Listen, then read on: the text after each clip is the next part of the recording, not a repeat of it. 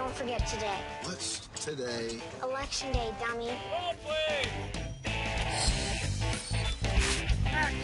Who you voted for? Remind me again who's running. Swing Vote, it's an American classic. Welcome to the party, bud. It's very funny, and yet it's very serious. It has an interesting look at our politics. We're poking fun at ourselves, let's face it, as a country.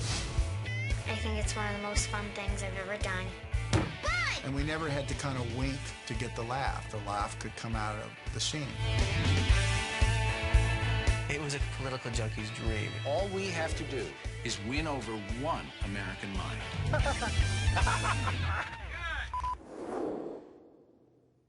Rolling cameras. Ready and action. Let me tell you something, Here we go baby. again. No.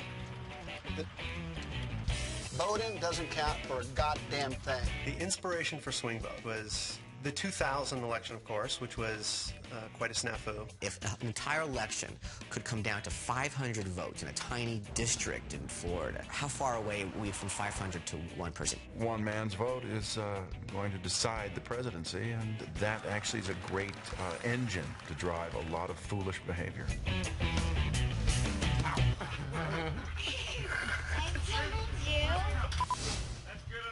Yeah, the casting process for Swing Vote was quite unique, really. It won well over 100 characters. I think probably 116 or 17 by the time we get done with the day players. It kind of was a little bit of an Altman-esque approach to casting because there was such a big ensemble. I always thought Kevin Costner would be great. All right, nice and quiet. Great job, everybody. Shh. That doesn't seem right. He's only saying that because you said you didn't like abortion. Well, that's not what I said, hon. I thought it would be great to just take Kevin and kind of deconstruct his movie star persona in some ways. I'm gonna pay these off too, I swear. As soon as I find a new job. And the script went back and forth between great humor to great emotion. We just had that correct amount of unpredictableness that makes for a fun movie to watch. Last night, did you vote? That's right. It's it's my civic duty, isn't it? Kevin's instincts right off the bat were Kelsey for president and Dennis Hopper for an opponent. I felt really strong about Kelsey. I just had a really strong feeling about him, and I think we all walked away having a strong feeling about him. Do you? Maybe not. Kelsey Grammer, no, he was just absolutely amazing as a president, and he really got the character. He was written a little bit dim, but he brought something completely different to it. People really like you, but they feel like you're one of them. I thought the script was great, and I really enjoyed the way it sort of lampooned the whole political process and paid equal shrift to Republican and Democrat candidates. Clapping for 5 seconds, then we'll come down after the word profit. No longer will multinational corporations be able to plunder our wilderness treasures in the name of profit. Well, so I read through the script and I said to myself, well, I've never been asked to perform with an elephant before. The odds are I'll probably never be asked to perform with one again. Oh, baby. You're so cute with that thing. I'm taking this job. Untie my shoe. And then we needed to fill in. And it was really fun to say, okay, who does Kelsey Grammer go with? And set. And action. Hello, you must be Molly. I'm Mr. Fox. I work for the president. And we thought Stanley Tucci is a perfect idea to come on in and to play his partner. No, Marty, I was just thinking. I'd like to get to know this Bud Johnson, personally. Okay, good. Maybe take him out for some ice cream. I like characters that are so sort of intense. Their behavior becomes almost extreme in a way, and that can be either very scary or very funny. Stanley has an improvised line in the movie that's just really great, that wouldn't have happened without him. There's a line where he's interviewing Molly, the little girl, and the little girl is really sort of very smart, and he's like Karl Rove, basically. I read about you in the paper. They said you'd do anything to win, even if it meant selling your mother's soul. And that was the end of the scene, and then Stanley sort of looked away and looked back at her and said, If you met my mother, you'd understand. Those little moments really worked. Thank you for coming. And, Dennis Hopper is casting him as a Democrat was, I think, really amazing. After you finish hugging Kevin, you can kind of bring him this way, just like this way. This one? Exactly. Okay. You'll be good. Do you have a card that tells me? No. And when I heard they wanted me to play the Democratic nominee for president, I thought, wow, that's a stretch.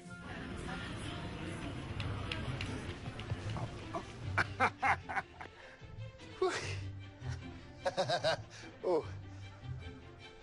Hell of a party you got here, Mr. Greenleaf. Yes, sir. We Democrats are one hell of a party. We were thinking of a Joe Lieberman, so to speak, type. We didn't want the presidents to look the same in their physicality. I saw those Ameritrade commercials with Dennis Hopper where I thought, wow, he looked so distinguished. He had the suit on and he looked so I said, he's it. It's a long way from Blue Velvet and Easy Rider. How are we going to do this, Art? Build a campaign around one man? I don't know how to do this. I don't want to give up my day job of playing villains, though. A lot of the casting is about pairing people up. It's about saying, you got Dennis Hopper, who would be an interesting contrast to Dennis Hopper? So you go for Nathan Lane. We are the sad, desperate Democrats. We're going to win him, Don. We're going to win this guy. We've got the issues on our side. There you go. He's going to love me. What's not to love? Nathan is wonderful, and he's my campaign manager, and just very funny. Always comes up with something new, and he has a great expression on his face, and he's just very funny. I don't want to call them scene stealers, but they're so crafted that they really can command the screen. It was a really fun thing to happen. Sure, I got it. Getting my glamour shots. You are so glamorous, girl. Have you ever seen those people and they're like...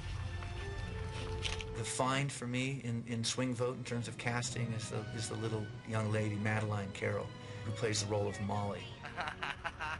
Very difficult scenes to play, a huge emotional range for any 11-year-old. Madeline Carroll, who is really the lead with Kevin, we found her through an open call. I'm so blessed to even have auditioned for this. I was in New York, actually, and I just made the audition. There was something in me that kept calling Madeline back, and she was not the likely choice. And ultimately, this little girl just leaps off the screen. She is a real discovery, like we have not seen in a very long time. I had to have somebody who could respond to direction, and that was the unknown, because she was an unknown quantity. I read a lot of scripts, and when I read this one, it just hit me like a ton of bricks. And I knew that I needed her to sort of be a little teary. So powerful, and I cried. And to try to explain to a kid that you can actually get a little tear, that you can have a tear of joy. But she ended up being amazing, and really, really amazing.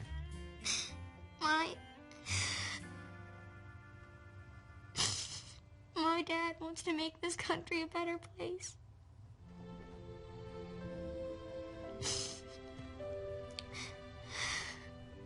You know, it was a little home run with Madeline.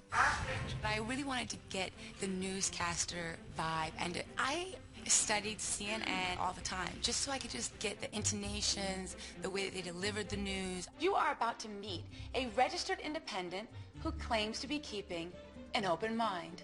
I loved Paula Patton.